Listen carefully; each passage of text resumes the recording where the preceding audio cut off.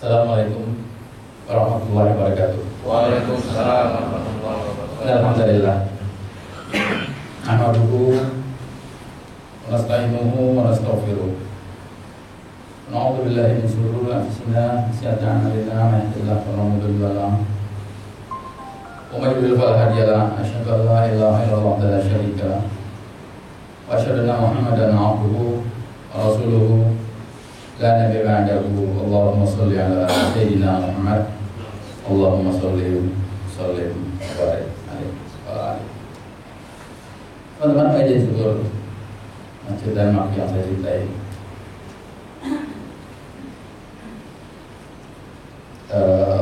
siang ini kajian, kalau nggak salah saya diminta hadir untuk tarhib Ramadan atau bicara sekilas tentang persiapan Ramadan.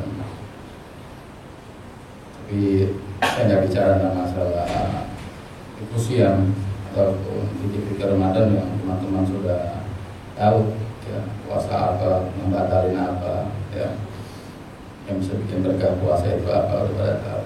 Saya akan bahas satu kajian tentang kaitan antara pilihan-pilihan Allah ketika Allah menciptakan sesuatu, kemudian terciptaannya dipilih yang terunggul, kemudian kaitannya dengan Ramadan nanti. Ya, jadi kita bicara tentang masalah kalau ini nggak dapat nanti, itu Ramadan kita akan sia-sia. Sebenarnya rahasia di antara rahasia Ramadan adalah yang kita bicarakan siang ini. Kita mulai. A'udzubillahi minasyaitonir rajim. Bismillahirrahmanirrahim. Wallahu yakhluqu ma yasha' wa yakhtar. Allah itu menciptakan segala sesuatu. Semua. Di antara ciptaan-ciptaannya itu harus ada yang dipilih yang paling unggul. Allah gak akan membiarkan di antara ciptaan itu kemudian dia punya kualitas gabung ataupun gak jelas bobotnya antara satu dengan yang lain, itu gak pernah. Baik, kita mulai. Sebelum sesuatu, sebelum Allah menciptakan yang lain, Allah menciptakan dulu langit, gitu bukan? Langit nggak satu, tujuh, ya, ada tuh 7. Sabah samawat, ya, ada 7. Nah, dari 7 langit ini, walaupun materialnya sama, material langit itu sama, ya. Walaupun materialnya sama, dari 7 langit ini dipilihlah langit pertama yang paling unggul. Kenapa? Ketiga, di situ ada arasy. Di situ ada surga, ada neraka. Tapi yang paling tinggi itu Firdaus A'la Jannah, ya, surga yang paling tinggi. Di situ juga ada malaikat yang Allah cuma sebut nama di Quran, cuma 2 itu ada. Waman kana aduwan li Jibril wa Mikail. Barang siapa yang bermusuhan dengan Jibril dan Mikail. Walaupun malaikat banyak tapi Allah menyebut 2, ya, Jibril dan Mikail. Di hadis Rasulullah SAW mengajarkan kita satu doa masyhur, ada kata-kata begini: Allahumma robba Jibril wa Israfil wa Mikail. Ya Allah, Rabbnya Jibril wa Israfil wa Mikail. Disebut lagi satu Israfil. Nah, di antara 3 malaikat ini, Israfil, Mikail dan Jibril, Allah pilih yang paling unggul, yaitu malaikat Jibril. Itu dipilih malaikat dipilihlah malaikat Jibril. Baik, udah ketemu sekarang, ya. Langit yang ke-7, malaikat Jibril. Nah, kemudian Allah menciptakan manusia. Ya, kelihatan udah nggak hitung lagi, ya. Menciptakan manusia. Dari semua manusia yang paling terunggul kemudian itu dari keturunan Quraisy. Wakhtar min Quraisy, ya, Kinanah, yaitu yang nama Kinanah. Allah pilih. Wakhtar min Kinanah, pertama dipilih sama Allah itu adalah keturunannya Adnan dari Bani Ismail. Dan dari Bani Ismail itu dipilihlah Kinanah. Wa min Kinanah Quraisyan, dari Bani Kinanah dipilihlah Quraisy. Dan dari Quraisy dipilih Bani Hashim. Dari Bani Hashim dipilih klannya Abdul Muthalib. Dari Abdul Muthalib dipilih salah satu manusia yang paling unggul, yang tiada bandingnya. Kalau kita sebut namanya kemudian kita tidak bersalawat, maka kita dirugi, yaitu Rasulullah Muhammad SAW. Yang cahayanya sebelum beliau diciptakan, Nabi Adam sudah melihat tertulis berada namanya di bawah arsy. Kemudian Nabi Adam langsung bersalawat kepada Allah Taala, dari mana Anda tahu itu tertulis di bawah arsy? Ya, Sallallahu Alaihi Wasallam Muhammad. Akhirnya kita lihat nih, langit ke-7, kemudian Jibril, kemudian Muhammad Sallallahu Alaihi Wasallam. Baik, kemudian diciptakanlah agama. Diciptakan agama. Nah, setelah diciptakan agama itu, dipilihlah dari semua agama itu kitab-kitab suci, itu kan? Ya, ada Zabur, ada Taurat, ada Injil, ada Suhaif atau Suhuf. Maka dipilihlah dari semua suhuf dan kitab-kitab itu Al-Quran. Membayang lagi tadi nilai ke-7, Jibril, Muhammad SAW, Al-Quran. Baik, lalu kemudian diciptakanlah waktu. Diciptakanlah waktu. Kata Allah Al-Quran, Inna iddatasyuhur indallahi 12 syahran. Kami ciptakan waktu buat manusia itu ada 12 bulan. Baik, dari 12 bulan itu bulan apa yang paling unggul? Bulan Ramadan.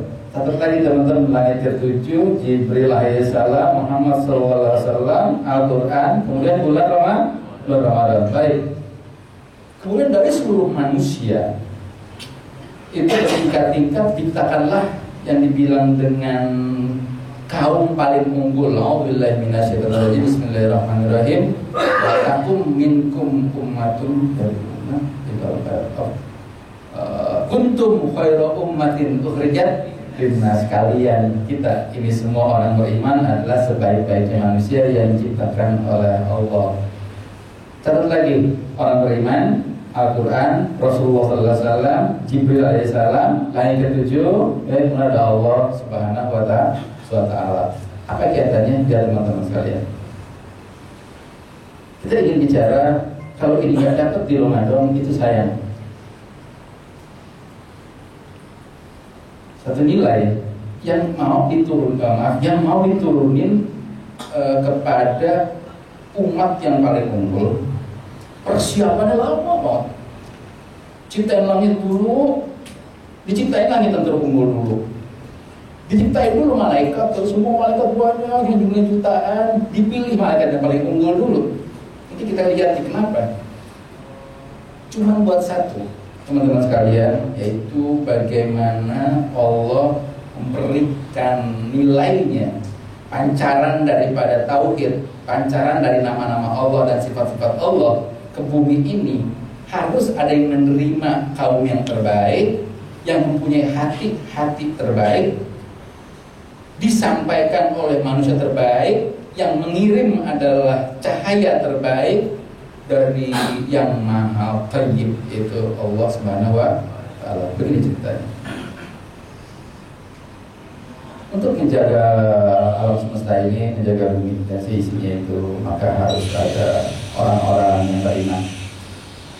Lalu ingin diturunkanlah nilai, dan nilai itu adalah Al-Quran. Al-Quran itu kemudian turun ke dada seorang manusia yang paling mulia, yaitu Rasulullah SAW. Dia diantar oleh malaikat yang paling mulia dan paling agung, yaitu Jibril alaihissalam, dan itu langsung dari Allah Subhanahu wa Ta'ala. Baik, sekarang kita lihat kaitannya. Kalau ini nggak dapat rugi, yang dibilang dengan nur atau cahaya Allah. Allah nurus samawati wal ardi. Bagaimana kaitannya? Begini, Allah itu yang mempunyai cahaya langit dan bumi. Kita sepakat dalam Al-Quran, Allah nurus samawati wal ardi. Kama kalimulhi kamisykatin fiha misbah fi zujajah. Itu indah, dia punya bahasanya. Nanti kalau kita bahas, kita pakai pemisahan gelas ini ya, next waktu selain daripada kajian Tahdib Ramadan ini. Baik, kemudian cahaya Allah ini berupa Al-Quran, karena Al-Quran itu menamakan dirinya. Maksud Allah menamakan Al-Quran itu hudan wa nur. petunjuk dan cahaya. Kalau nggak dapat nih bulan Ramadan ini nggak dapat, itu kita gelap terus. Zulma itu percuma. Iman itu percuma kalau dia bareng. Ya istami'an ma'a zulma. Kalau dia dengan zulma itu percuma. Karena guna dalam beriman juga itu supaya dapat cahaya, sebenarnya diikutin. Karena karakter orang itu pengen terang. Ya ketika ada cahaya itu dia diikutin. Ketika gelap juga orang nggak pada ngikut.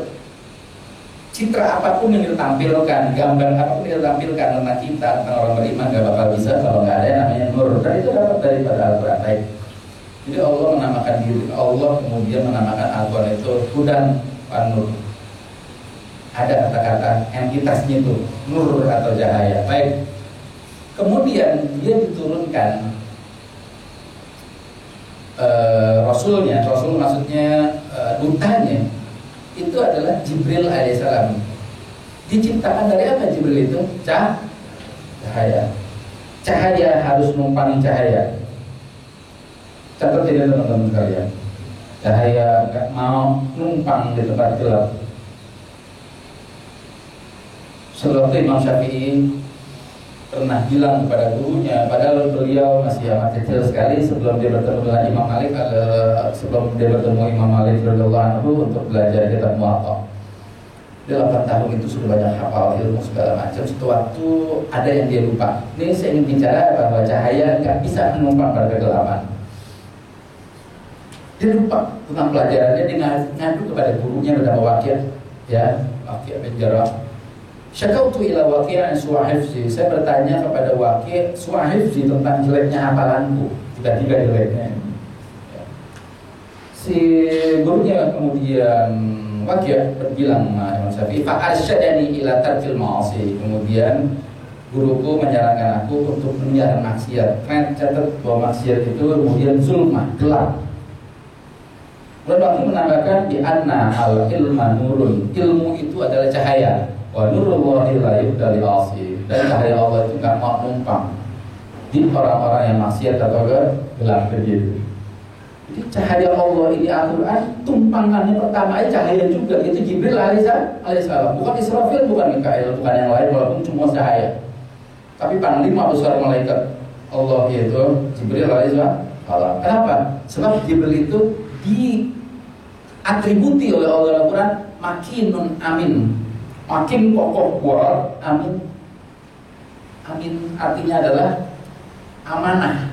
Jadi Allah ingin ngasih cahayanya itu, kemudian Jibril nggak matiin, nggak ngambil cahaya itu, nggak mupusin, nggak ngasih ke orang lain, nggak pernah ngasih salah ngasih wahyu. Baik, diturunkan kepada siapa? Diturunkan kepada Rasulullah Sallallahu Alaihi Wasallam, yang kalau saja bukan karena Rasulullah Sallallahu Alaihi Wasallam, Allah kemudian nggak menciptakan langit dan manusia mulia satu ini luar biasa. Dalam sirah disebutkan sebelum Rasulullah itu diutus menjadi Rasul, jadi Nabi, ada malaikat yang ngambil Jibril alaihissalam, kemudian dibelah dadanya, kemudian dicuci.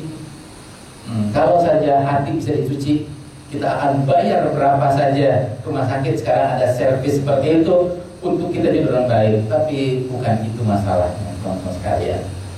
Ingin ditumpangi cahaya.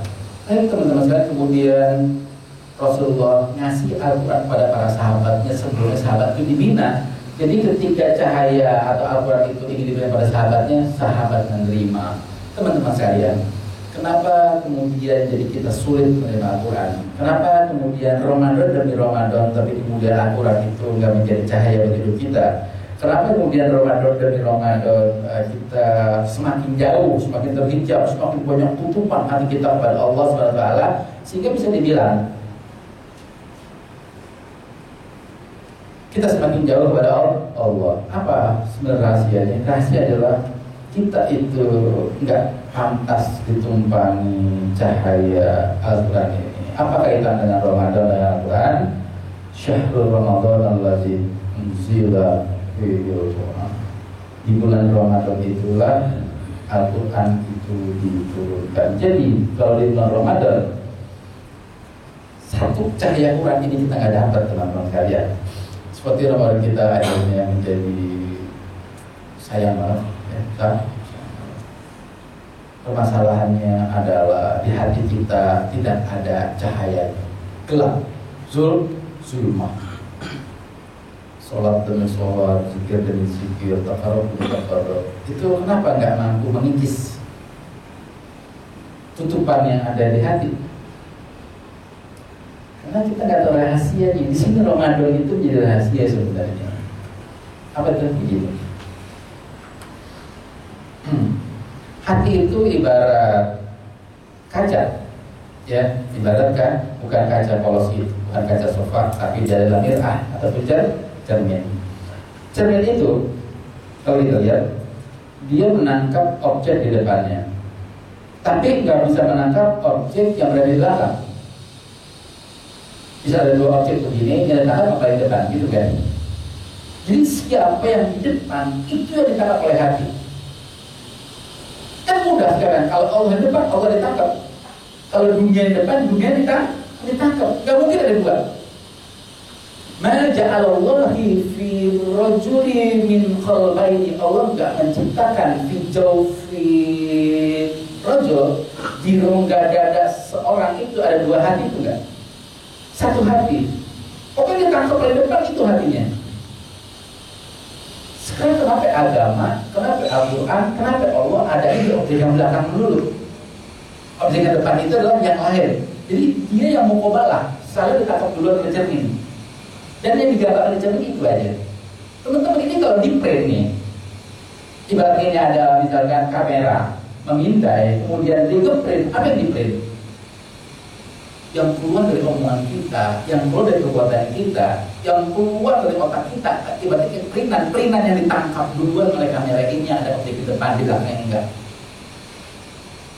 Tapi ada sesuatu di sini, kenapa kemudian kaca itu menjadi hanya bisa menangkap itu doang. Adapun kaca itu menjadi buram, ya, ini masalahnya. Tujuan Ramadannya apa kalau kita teliti lebih dalam, kita kaji lebih dalam, dua hal aja, sederhana. Jangan dibikin ribet, ya, jangan dibikin susah. Dua aja, kalau hafalkan, ya nanti Ramadan kita perlu besok ini ya penuh dengan cahaya Quran, kabar gembira. Kalau teman-teman Ramadan itu dapat cahaya Quran, maka bertahun-tahun teman-teman bisa ngomong, ya, itu kemudian omongannya penuh dengan cahaya, bisa mengirsyad orang, bisa mengajak orang, karena orang butuh cahaya. Kita ngomong apa juga tentang kebaikan, kalau kita nggak punya cahaya, yang kita omongin berdasarkan referensi, mau ngomong kita lihat dulu sejumlah referensi, kita omongin ke orang, nggak bakal tersentuh hatinya. Kenapa? Nggak ada cahayanya. Gelap ketemu gelap. Orang sakit ketemu orang sakit. Orang miskin ketemu orang miskin. Penting Ramadan. Gak percaya buktikan Ramadan ini teman-teman sekalian. Dua hal ini, dua hal doang, yaitu yang dibilang dengan asumtu wal ju'. Asumtu wal ju'. Kalau mau sampai saya tanya soal lagi, asahar kesian nanti teman-teman begadang, jangan, karena bekerja, ya, karena teman-teman harus bekerja. Kalau nanti udah bebas boleh saya kasih lagi satu yang namanya asah atau begadang. Baik, kita mulai. Pertama, asumtu wal ju'. Asumtu, saum diambil, sebenarnya inti saum ini sumtu. Man kana yu'min billah wal yawmil akhir falyaqul khairan aw liyasmut. Barang siapa yang beriman kepada Allah pada akhir, hendaklah dia berkata benar ataupun aw liyasmut, dia diam. Jadi saum, arti saum itu adalah saum diam. Sumun, nah gitu kan, maksud sumun itu diam. Teman-teman diam aja di bulan Ramadan, dapat percaya Quran. Karena apa? Berisik, banyak omong, kemudian kita bergaul banyak ini.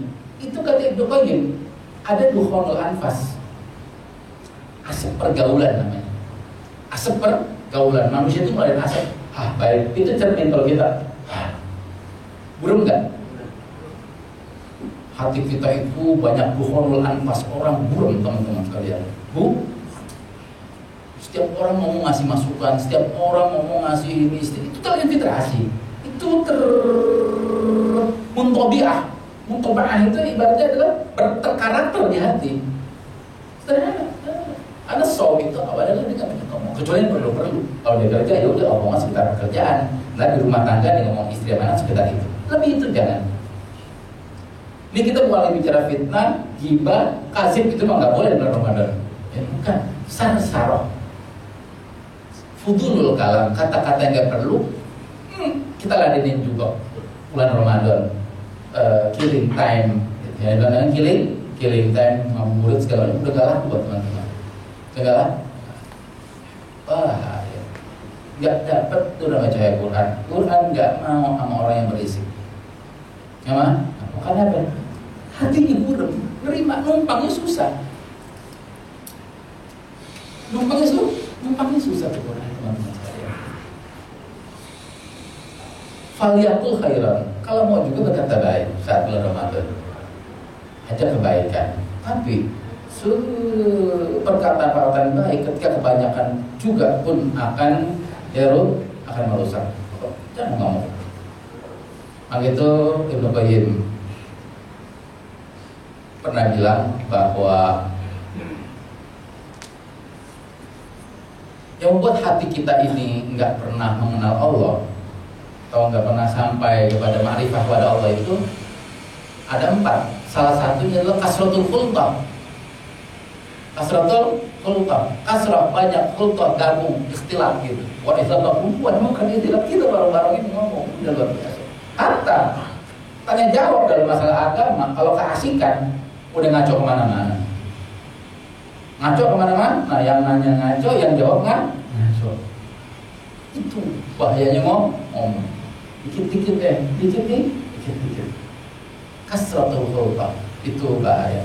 Yang kedua adalah Jadi benar bulan Ramadan itu kita disuruh saum itu agar kita akan ngomong sebenarnya. Lihat. Kemudian hari keesokannya pas hari pertama teman-teman nggak ngomong. Beda. Ramadannya beda. Gak pernah kita rasakan selama kita Ramadan dari zaman dulu kala sampai sekarang. Saya buktikan nanti setelah habis Ramadan teman-teman dapat ilmu karena Al-Quran itu bisa numpang karena teman-teman banyak tadarus, kemudian teman-teman nanti ngaji, teman-teman banyak dengar ceramah juga segala macam. Itu beda tanggapannya. Nangkep ilmunya pun beda. Karena ilmu itu ketika ketangkap itu ada 3 kemungkinan. Kata Rasulullah, al-qalbu kal-wi'a. Hati itu seperti wi'a, seperti bejana. Semakin cekung, semakin ceruknya dalam, semakin bagus. Isinya semakin banyak. Ini kita bisa lagi warna yang mengisi. Ya kalau mengisi, kalau ini isinya teh namanya atau isi sirup, enggak. Sebenarnya mengisi adalah Al-Qurannya. Tapi kalau nanti kolbun enggak seperti wi'a, enggak seperti bejana, maka dia kata Rasulullah seperti gayung terbalik. Seperti gelas terbalik, baik ini saya balik enggak tumpah, ujungnya pantat gelas itu dia nggak bisa terima apa-apa, longsor. Ketika masuk air longsor jatuh. Rasulullah SAW punya satu perumpamaan dalam hadis dari Imam Bukhari. Ilmu yang diturunkan Allah dari langit, kata Rasulullah SAW, itu adalah seperti hujan deras. Kemudian tanah yang menerimanya ada 3 kategori. Jadi tanah ke hati. Tanah ke hati ada 3 kategori kita lihatnya. Kategori pertama kata Rasulullah namanya adalah ki'an. Ki'an adalah hati itu seperti tanah yang tandus, teman-teman. Jadi kalau tandus saya siram air gini, jalan, dia langsung, dia nggak terima apa-apa, dia longsor. Ilmu percuma masuk ke sini. Ke hati model ini ilmu itu percuma. Kedua kata Rasulullah adalah yang dibilang dengan akhazat. Itu ketika air turun dari langit, akhazat, kemudian tanah itu bisa nangkep air. Tapi lihat, dia nggak bisa numbuhin sesuatu, tapi jadi debit di bawah. Satu waktu berguna. Jadi ada jenis hati yang ketika dengan ilmu, nggak saat itu dia berbuah, nggak saat itu kemudian dia bisa menarik orang lain, enggak. Cahaya kurang, tapi dia akhazat, dia bisa menyimpan debit air di bawah. Bagus gak? Itu waktu mungkin ada orang nemuin, ya, kalau kompak ke sumur 60 meter kemudian keluar air. Hati jenis terakhir kata Rasulullah adalah dibanding dengan ajadib. Ajadib itu adalah hati yang menyimpan, yang sikul mak, kemudian menyimpan air, tapi dia adalah yang betul nabat, dia bisa menumbuhkan di atas tumbuh-tumbuhan. Jadi ada hati yang benar ramai banget. Dia ketika datang ilmu, ketika datang Quran, dia menangkap Al-Quran, disimpan di bawah bibit ilmu. Perpustakaannya bukan di kitab-kitab, bukan pustakaannya di hati sini. Nyimpan, kemudian tumbuh di atasnya al-ushbu kata Rasulullah, rumput-rumputan. Itu samarahnya, buahnya para pengikut. Karena ilmunya itu kemudian menjadi berkah. Itu apa? Berarti hati bersih. Jadi yang kedua itu adalah arti lapar. Lapar. Oh iya, pantesan Ramadan itu memang kita disuruh lapar. Sekarang saya cuma bedain atau suruh buktiin aja. Yang pertama, buktiin kalau hari pertama besok kita diem. Buktikan ilmu diterima. Buktikan ilmu yang diterima. Lain. Kedua, kalau buktikan ilmu diterima ketika kita kenyang dengan kita itu lapar. Ini kita nggak bicara gemuk kurus ya. Banyak juga orang yang kurus kenyang. Orang yang gemuk lapar. Jadi kita bicaranya lapar kurus, lapar gak? Lapar gemuk, lapar kenyang aja. Puasa itu kita disuruh lapar. Jadi mas banyak olahraga di Riyadhah, ya kayak pendidikan disuruh lapar. Kenapa? Di lapar itu ada tangkapan ilmu. Di kenyang itu ada penolakan ilmu. Dia seperti tandus, nolak air tadi. Kalau dia lapar, gimana sih kenyang? Kalau kenyang mau minum kan? Kenyang juga lapar nggak mau. Terus malah hakim benar bilang pada anaknya, ya bunai wae aku, sirutan, jangan banyak makan. Atau sirusrap, nanti banyak minum, ya. Waktu sirnaum, nanti banyak tidur, ya. Karena hati qalb, kemudian kalau jam tidur, hati pun ikuti tidur. Hati ikut tidur, dia nggak yakozor, dia kemudian nggak di sekelilingnya ada sesuatu. Kalau hati itu tidur, teman-teman. Kalau Allah berkehendak baik kepada hambanya, ketika hati sudah tidur, itu bisa digedor. Ya, gedorannya adalah gedoran yang amat keras sekali. Kemudian supaya kita bangun, biasanya kalau orang mulai bangun itu mulai enam. Tadi handphone saya mana, tadi duit saya mana, gitulah. Itu adalah lama tidur hati kita nggak dengar Allah, nggak dengar Rasulullah, nggak dengar agama, nggak itu milik kita. Kita nggak bisa dapat sesuatu dari cahaya mereka, itu nggak bisa. Pas kita udah dibangunin, bisa gara-gara musibah, gara-gara bala, gara-gara apa. Pas kita udah dibangun, kita dengar, ya Allah mana, ya Rasulullah mana, agama kita mana. Nah Ramadan dengan lapar dan dengan diam itu bisa membuat tangkapan ilmu kita beda, bisa membuat hati kita menjadi tumpangan nur. Akhirnya secara kualitas kayak begini, secara kuantitas kayak begini ya. Ketika Ramadan ada yang belum bisa baca Quran, berarti Ramadan ini dia bisa baca Quran. Kalau di Ramadan ini ada yang sudah bisa baca Quran, maka di Ramadan ini dia akan lebih lancar baca Quran. Kalau di Ramadan ini ada yang udah lancar baca Quran, maka dia lebih tadabbur tentang masalah Al-Quran. Kalau udah bisa tadabbur di bulan ini, maka di bulan ini nanti hasilnya adalah dia mengajarkan orang lain Quran. Sebab kompetensi yang paling harus diambil sebenarnya kata Rasulullah SAW dalam hadis Imam Bukhari dari Jabir bin Affan adalah khairukum, sebaik-baiknya kalian. Kata yang lain, khairukum man ta'allama al-Qur'ana wa 'allamahu. Sebaik-baik kalian adalah orang yang belajar Quran dan mengajarkannya. Itu nggak bisa kecuali hati kita tadi bersih dari tumpangan. Karena lihat Quran itu diturunkan kepada Rasulullah, manusia yang paling unggul, melalui sebuah makhluk yang paling unggul juga, Jibril alaihissalam, dan dari Allah yang punya nama An-Nur. Kemudian kita berhayal Al-Quran itu bisa nyantol di hati kita kotor, nggak ada cahayanya, ya nggak bakal bisa. Kita nggak usah menghayal macam-macam, tapi obatnya cuma dua, yaitu as-sumtu wal ju', diem aja. Makanya ngomong sama juk lapar. Oleh itu berarti sahur kita dan buka kita itu nggak boleh bikin kita kenyang, karena keluar daripada misi al-juk ini. Ya misi lapar. Nggak boleh kenyang habis sahur dan habis buka, biasa aja.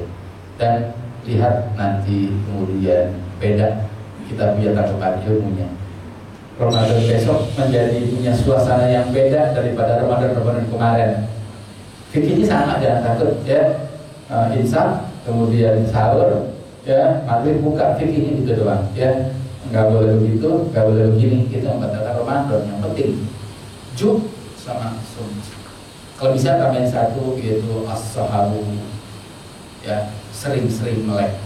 Tidurnya itu pasti kalahkan oleh baca, oleh zikir, oleh tilawah, atau oleh apa. Itu cara kalah tidur kita. Jangan ikutin 8 jam sehari, kemudian kalau belum 8 jam kemudian dipas-pasin. Itu membuat damah, ada ininya, ada asapnya.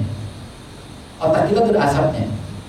Dalam Tibun Nabawi begitu, itu membuat akhirnya kita jadi bebal. Ya, nyata semakin dikit tidur atau tidur dikalahkan dengan suatu tadi itu lebih bagus. Kedua adalah apa, yang tiga tadi ya, mudah-mudahan ya Ramadan kita itu jadi berbeda, cahaya-cahaya beda, dan Allah kemudian merasa bahwa kita itu berhak untuk ditumpangi oleh cahaya Qurannya, dan kita dimasukkan menjadi ahli Allah. Rasulullah bilang bahwa Allah itu punya ahli, punya keluarga. Siapa itu? Itu para pecinta Al-Quran.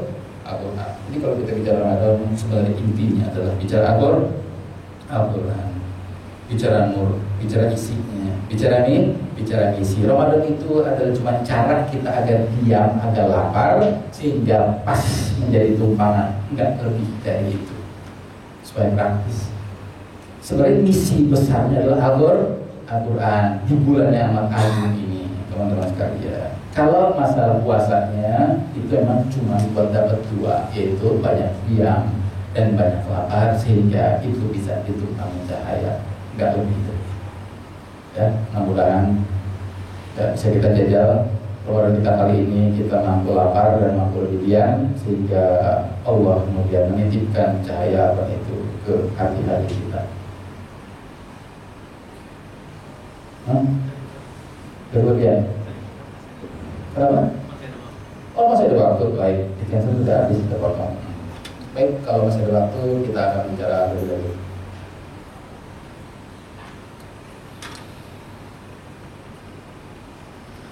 Teman-teman sekalian, kemudian hati itu nanti bisa berkarat. Rasulullah SAW bersabda, al-qalbu yasda' kama tasda'ul hadid. Hati itu bisa berkarat seperti karatnya besi. Sebab zaman dulu cermin, tadi kan ada bilang ya, cermin ya.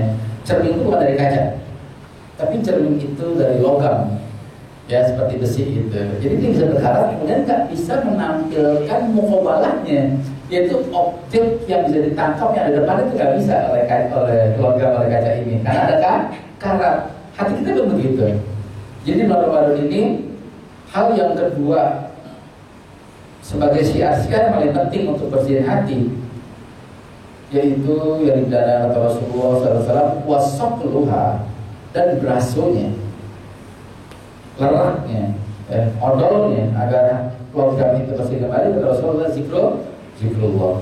Zikrullah itu adalah salah satu jenis ibadah yang amat luar biasa, teman-teman sekalian. Zikir itu terbagi menjadi 4. Ada zikir asma dan sifat, itu kita menyebutkan nama-nama Allah, ya Allah, ya Karim, ya Wadud, ya Razak, ya Ali, ya Kabir, ya Jalal, sering-sering ngomong gitu, sering-sering ngomong gitu, sering-sering zikir itu nanti Allah akan memperkenalkan namanya, itu akan menaruh namanya itu di hati kita. Saya belum cerita bagaimana cara Allah kemudian ta'aruf atau memperkenalkan diri, sehingga apa yang kita zikirkan tadinya lisan itu jadi ada di hati. Misalkan begini, Allah kesian melihat kita selalu gamang, selalu demennya menjadi sandaran orang, selalu demennya itu apa-apa dia, yang hebat adalah orang, ya kan? Pokoknya begitu.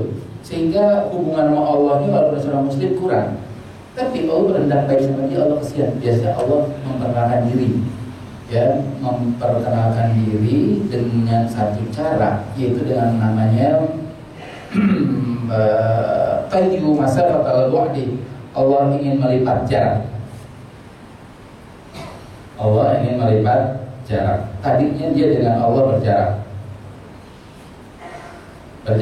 Jadi dia di sini, ini nama-nama Allah yang dia sering sebut, tapi ada jaraknya. Ada jaraknya. Nama Allah sering disebut, baca Quran sering, zikir sering, takarub bagus, tapi sandaran dia pada Allah itu kurang. Dia nggak mengerti apa itu Allahus Somad. Dia nggak tahu bagaimana Allah Al-Wakilu, Al-Kafi dan segala macam. Baik. Itu bagaimana cara Allah kemudian menggulung jarak sehingga jarak antara dengan Allah itu menjadi nggak ada. Bagaimana caranya? Cuma satu, dengan cara dia diberikanlah musibah, ya, sehingga sampai di pikiran dia orang yang paling dekat dari dia, orang yang dia cintai, orang yang dia dulu sandari, tempat yang dulu dia selalu agungi segala macam itu, ketika dapat musibah nggak bisa menolong apa-apa. Saat itu penuh keyakinan bahwa hanya Allah. Nah, itu berarti Allah lagi perkenalkan diri dengan salah satu namanya, biasanya ditaruh keyakinan dalam jiwanya. Setelah itu biasanya tawakalnya bagus. Setelah itu biasanya khusyuknya bagus. Orang kalau masih ada jarak itu nggak bisa khusyuk walaupun dia kenal Allah. Kenapa ada jarak? Jarak itu yang membuat hati menjadi ramai, teman-teman kalian. Jarak itu kemudian di sini banyak sekali elemen, banyak sekali unsur-unsur lain. Ada orang, ada tempatnya, ada jarak. Kita kalau sholatnya khusyuk itu karena Allahnya itu banyak pikiran-pikiran ini. Mikirin ini. Waktu kita Allah, itu nggak bisa hilang juga. Khusyuk itu bukan ilmu, dia nggak bisa dipelajari. Dia juga bukan fokus, mencoba-coba untuk fokus. Bismillahirrahmanirrahim. Akhirnya dia nggak khusyuk dengan kefokusannya sendiri. Khusyuk itu adalah ketika jaraknya sama Allah tidak ada. Bukan menyatu, bukan. Tapi adalah hatinya udah yakin penuh bahwa ketika dia meninggalkan sesuatu itu selesai urusannya, Allah menjaga. Permasalahan hati kita satu ini, dan bulan Ramadan ini sudah selesai. Permasalahan hati kita cuma satu ini, yaitu yang bilang dengan adamul yakin, gak pernah yakin dengan Allah. Bahwa tawakal itu diambil dari nama Allah Al-Wakilu. Al-Wakilu itu yang maha didelegasikan. Kita gak pernah mendelegasikan urusan kita sama Allah. Ada orang pintar dikit, ada orang jago dikit, ada orang top dikit, itu kita delegasi urusan kita menjadi itu kan. Orang kalau didelegasikan itu minta tambahan. Paling kuat berapa kali? Lama-lama bosen. Lo delegasi ngobrolnya yang lain kayak gitu. Tapi Allah itu pengen, Allah itu suka sekali didelegasikan karena nama Allah itu Al-Wakil. Tawakal dari sini lahirnya tuh.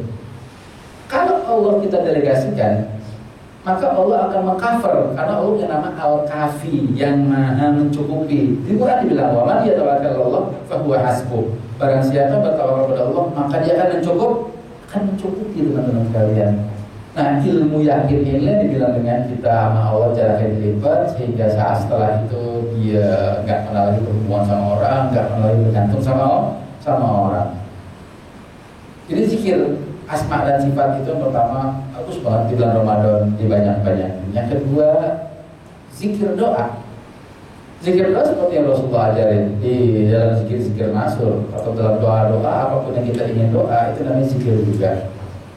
Ya, Allahumma ighfir lana wa li walidina wa rabbana zalamna anfusana la ilaha illa anta subhanaka inni kuntu minaz zalimin. Dan itu bagian dari zikir. Atau mengadu doa, ya Hayyu ya Qayyum bi rahmatika astaghis Allahumma inni ala zikrika wa syukrika wa husni ibadatik Allahumma anta rabbi la ilaha illa anta khalaqtani. Itu juga bagian dari zikir. Yang kedua ada zikir tasbih, yang ketiga zikir tasbih. Tahmid takbir itu yang bebas dia subhanallah alhamdulillah wa la ilaha illallah wa akbar. Yang keempat ada zikir tilawah, itu kita bertilawah Al-Qur'an. Ulama sepakat bahwa Al-Quran adalah seafdol-afdolnya zikir karena di situ mengandung semua konten zikir tadi. Secara umum Al-Quran lebih umum. Berarti tilawah Al-Quran di bulan Ramadan itu adalah luar biasa. Apalagi joknya bagus, kemudian sumtunya bagus teman-teman sekalian. Jadi cara ngilangin hati kalau nanti bulan Ramadan kita merasa ada yang berat. Oh iya. Bagaimana cara mengetahui karat hati sebelum bulan Ramadan? Gampang, kan? Gampang. Bisa kita lihat dengan cara penerimaan kita di bulan Ramadan. Ini rahasia jiwa yang setiap orang gak ada yang tahu. Mau bohong juga boleh. Bisa, tapi hanya Allah yang tahu. Apa itu? Kata Rasulullah SAW, "Man fariha bi qulumi Ramadan, ya haramallahu jasadahu ala niran." Barang siapa yang seneng aja mau datang bulan Ramadan, itu nanti Allah sudah haramkan jasadnya dari neraka. Baru senang akan datang bulan. Jadi sifat senang, al-farju wa surur itu nggak bisa dibikin main. Bukan karena nanti bulan Ramadan dia ada ini, ada objekan ini, banyak pesanan mukena, bukan itu. Tapi di Ramadan itu ada yang Allah bakal berikan, yang Allah bakal tumpangi. Dia udah senang banget. Nah, sifat senang, surur dan fargo ini itu kaitannya dengan bersih atau kotornya hati, teman-teman. Jadi untuk melihatnya sekarang. Bahkan Rasulullah ngajarin melihatnya jauh-jauh hari sebelum waktu di bulan Rajab. Allahumma barik lana fi Rajab wa Sya'ban wa balighna Ramadan. Ya Allah, berkahilah kami di Rajab dan Sya'ban. Persiapan istiadat tarhib itu di situ. Kita minta tarhib pas Ramadan kan. Tarhib Ramadan. Terus tarhib harus di situ di bulan Rajab, persiapan bersihin hati. Pas mau datang bulan Ramadan, al-farhu wa surur. Dia udah senang. Dia tataran hati. Banyak orang yang mungkin belanja senang segala macam. Itu Allah nggak bisa dibohongin. Itu cara melihat bersih atau tidak bersihnya hati kita menjelang Ramadan. Ya. Mudah-mudahan walaupun sebentar tapi cukup buat bekal teman-teman sekalian nanti pada Ramadan, sehingga Ramadan kita menjadi Ramadan yang beda daripada Ramadan lain. Intinya adalah satu, Allah menumpang kita satu nilai besar, yaitu Al-Quran. Karena berkahnya tidak keturunan. Kenapa tidak keturunan? Lihat silsilahnya adalah semua silsilatul anwar atau rantai cahaya. Quran cahaya, Rasulullah cahaya, Jibril cahaya, dan Allah itulah memiliki cahaya dan akan diberikan kepada hati-hati hambanya yang bercahaya. Rantai cahaya, ya, tidak bisa ada yang menggugat dan tidak bisa ada yang mengalahkan. Allahumma yang kita sukai jangka. Astagfirullah. Assalamualaikum warahmatullahi wabarakatuh. Waalaikumsalam.